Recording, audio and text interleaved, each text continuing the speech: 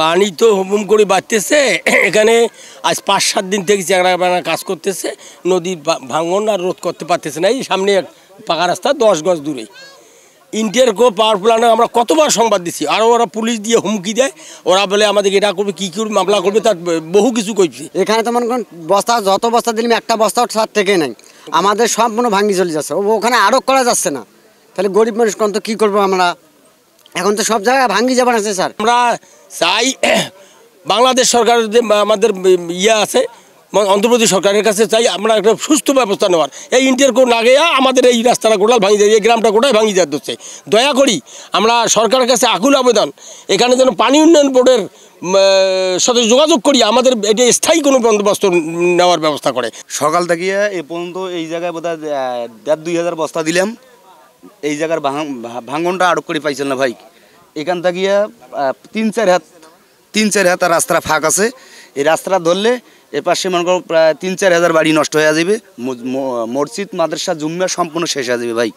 আর এটা যদি সরকার যদি মনে করো যদি এটা আমরা ব্যবস্থা না নেয়, তাহলে আমরা ভাই এখান থেকে মানে থাকার মতো কোনো জায়গায় পাবো না। এলাকায় পানি বাতেছে, এই জমি জমা সব ভাঙি গেল।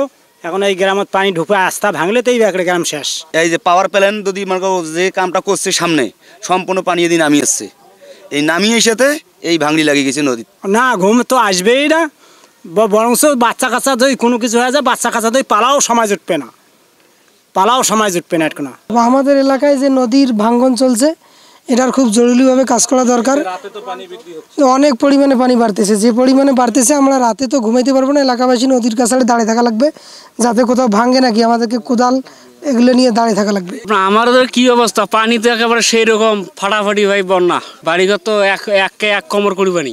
পানিটা এদিকেই বেশি, তো নদী ওই দিক দিয়ে ওই যে ইন্টারকো সোলার পাওয়ার কোম্পানি করার পর তারা বাঁধ বাঁধিয়ে দিয়েছে, যার কারণে পানিটা এদিক দিয়ে বেশি আসে।